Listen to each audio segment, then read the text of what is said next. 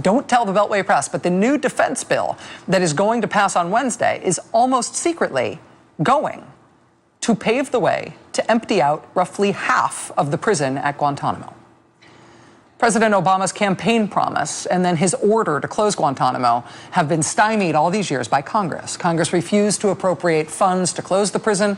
They refused to let prisoners there be transferred to the real court system here. They passed elaborate and confusing restrictions on even transferring prisoners to third countries or back to where they came from. And those restrictions on transferring prisoners are why a majority of the prisoners at Guantanamo have been cleared for transfer to some other country. But they're still languishing in Cuba at our strange third country prison there at an average cost of $2.7 million per man per year indefinitely. That last category of congressional mucking it up, those restrictions on prisoners getting transferred to their home countries or to other countries that'll take them, those are the restrictions that are essentially getting fixed in the bill that is about to pass Congress and be signed into law by President Obama. President Obama gave a speech in May saying that he would renew his administration's efforts to close the prison. After that speech, his White House Chief of Staff, Dennis McDonough, took a field trip to Guantanamo, along with Democratic Senator Dianne Feinstein and Republican Senator John McCain. They all pledged while they were there that the prison would be closed down.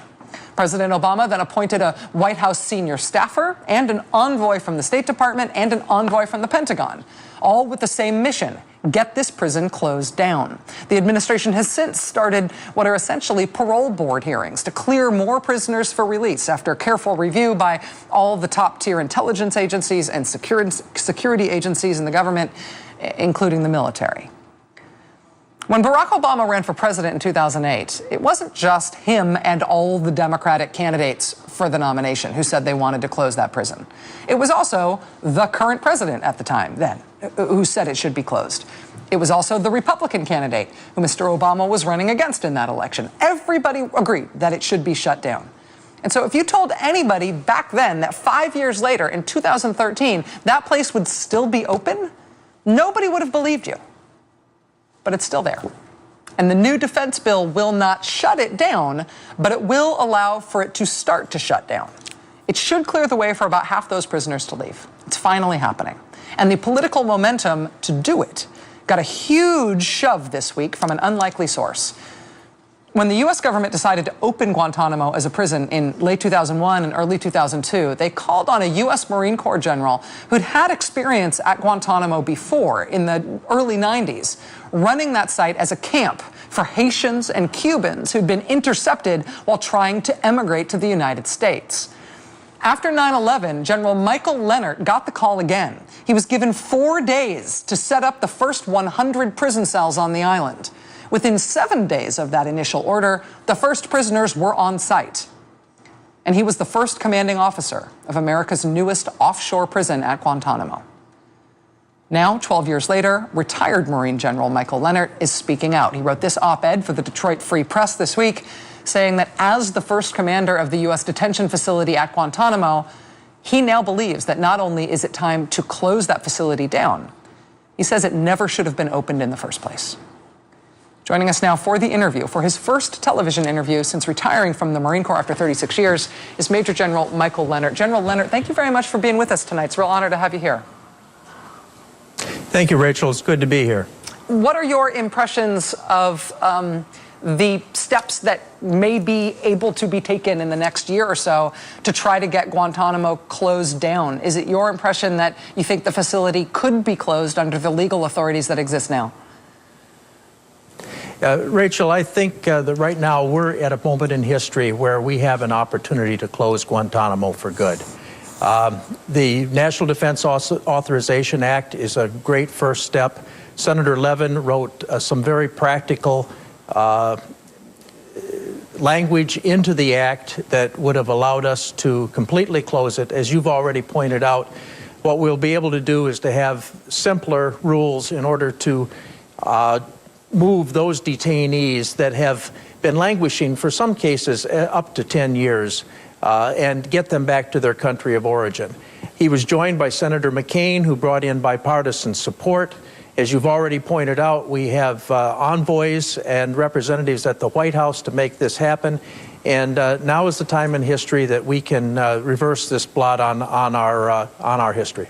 To hear you describe it as a blot on our history and to read your op-ed this week, I was struck that you, as the commanding officer who was in charge of setting up the facility in the first place, thinks now that it never should have been set up. It never should have existed. Why do you believe that? Well, Rachel, I think that there's a number of reasons, and it starts with our Constitution. Every officer in every branch of the service takes an oath to support and defend the Constitution of the United States. It's my personal belief that the Constitution does not end at the water's edge, and that as a nation, we have to walk the walk, not just talk the talk. Do you think if the political steps and the logistic steps were taken to shut it down, that could happen over the course of the next year or so, do you think that there would be resistance within the military? Do you think that, having seen so many members of the military serve there in the kind of capacity that you served there, people working as guards there, the kinds of detainees who have been held there over the years, do you think that there would be a sense within the Pentagon or within serving forces that the kind of political decision ought to be resisted? Rachel, the military is the least of my concerns. First off, we have the greatest military in the world. The one concern that I've heard expressed, obviously, is the potential for recidivism. And it is certain that if we release those detainees that have been already designated for release, that, you know, we've had a certain percentage in the past that have gone back to the fight. But our military is the best in the world and is fully capable of finding those that elect to go back to doing bad things.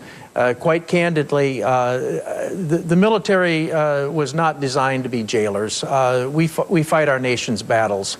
We're ready to see Guantanamo closed down. I'm speaking for myself, but you know, many senior military leaders have shared with me that they feel that it's time to close Guantanamo.